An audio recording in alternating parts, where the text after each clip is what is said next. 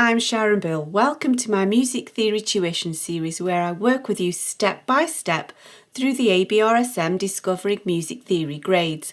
I'll work through every single exercise and explain everything you need to know. You can access information about the books I have available to help you on my website. Go to sharonbill.com. For advert-free and longer lessons, you can become a patron at patreon.com/SharonBill.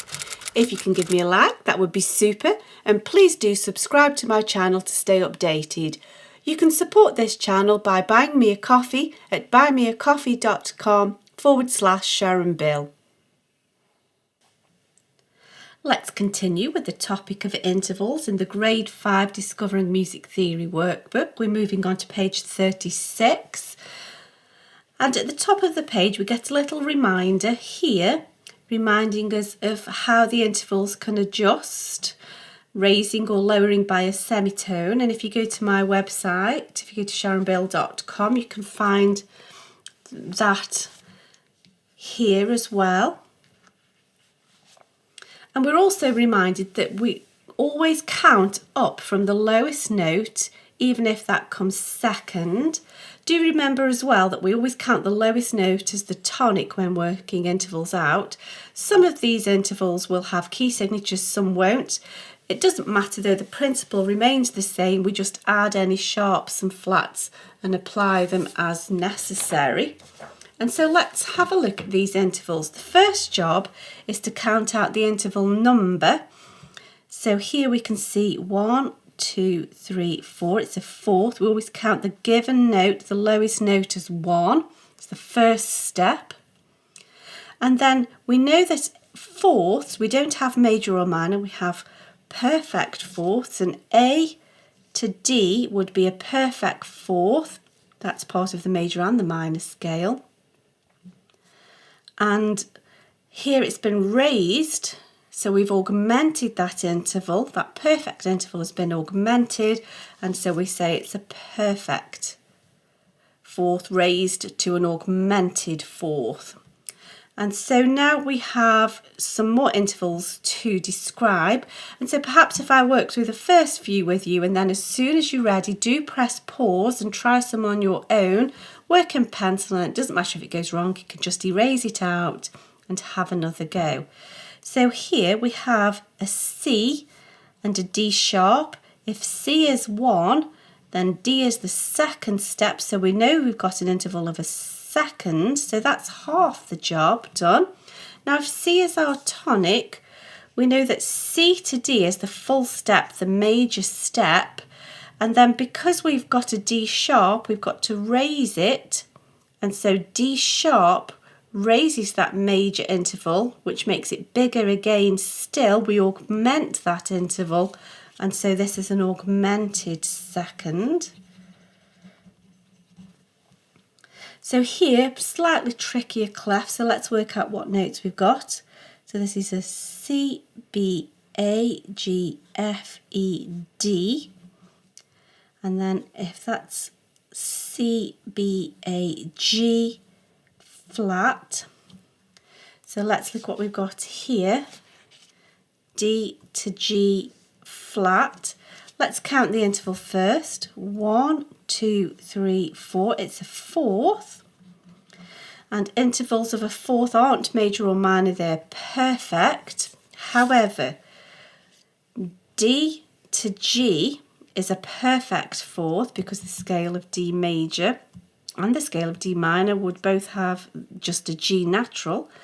And so the perfect interval has been lowered to G flat in this case, and so we've made it smaller, we've diminished that perfect interval, and so because it's smaller by a semitone we say it's a diminished fourth. Let's have a go at this next one. So again we count, we start from the lowest note, so here we have a G flat, and if we count up 1, 2, 3, 4, 5, we have a fifth. Now we need to describe that fifth more accurately. Now G flat, we know that G to D would be perfect. However, we have G flat here. G flat to D flat would be perfect. Here we've got G flat to D natural. So actually we've made that interval bigger. The lack of a flat implies a natural sign. We know that G flat major should have D flats, and that's not so. It's been raised to a D natural. We've made it bigger, and so we've gone from perfect to augmented. So this is an augmented fifth. Let's have a look at this next one. So this is a C, D, E, F. And then here, this is quite a hard note. Let's drop it down an octave. 1, 2, 3, 4, 5, 6, 7, 8. That would take us there an octave higher. So that's a C. Let's count that again. 1, 2, 3, 4, 5, 6, 7, 8. That would be a C, D, E, yet that would be an E flat. And so we've gone 1, 2, 3, 4, 5, 6, 7 steps. And of course, F to F as an octave, knock it back one, that takes us to E flat. So that's a seventh. Now if we count F as our tonic, as we should, we know that F major has B flats, it doesn't have E flats. F to E is the major interval, and we've gone to E flat, which is a semitone smaller, and so we've made it smaller. Major means greater, minor means smaller. We've made that interval smaller, and so that's a minor seventh. Let's see what notes we've got here. This is a C, B, A. And then we've gone from A up a step to B flat. We've gone, if A is 1, the next door note is 2. We've got a second of some sort. Now, A major has a key signature of F sharps, C sharps, G sharps. This is our tonic. B flat is not part of that, nor is it part of the minor. A to B is a full tone, a full step, and we've made it smaller. And so that has become from major, smaller to minor. That is a minor second. And so perhaps if you haven't done so already, do have a go at this last few on your own. It doesn't matter if it goes wrong, it's always better to learn by your mistakes. So do just press pause now, have a go, and then pop back into the video and we can check these through together. And so I'm hoping you've had a go of these. So let's see what we've got going on here. We've got a key signature of B flats, E flats, A flats that we will have to apply to these notes as necessary. Here we have an E, which is flattened, so that's an E flat. And then here we also have an E, which is flattened. And if we count, 1, 2, 3, 4, 5, 6, 7, 8, we can see that that is an octave. So E flat to E flat is an octave, and we know that octaves are not major or minor, it's perfect. And so we can go straight away, perfect octave.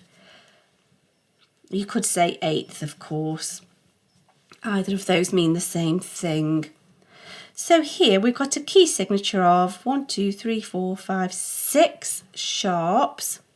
And so that would be F, C, G, D, A, E sharps. So let's see what notes we've got here. We've got a C to a B. And then here, this is a C, B, A, G, F, E. Of course, that's not normal E though, that's an E sharp, and this is our lowest note that we are counting from. Now let's just get the number first. So 1, 2, 3, 4, 5, that would be a fifth. Now we know that fifths don't do major or minor, they are perfect, but let's see how this has been altered. Now E to B would be a perfect fifth. We have E sharp. Don't think this is F, it's E raised. It's been affected by the sharp. So actually by raising the lower note, we've made the interval smaller. And so we've gone from a perfect fifth to a diminished fifth because it's still representing note E. And so we've gone from E to E sharp, and that's a perfect fifth. It's been made smaller, so it's been diminished. So it's a diminished fifth. And then this final interval here. So we have a key signature of F, C, G sharps.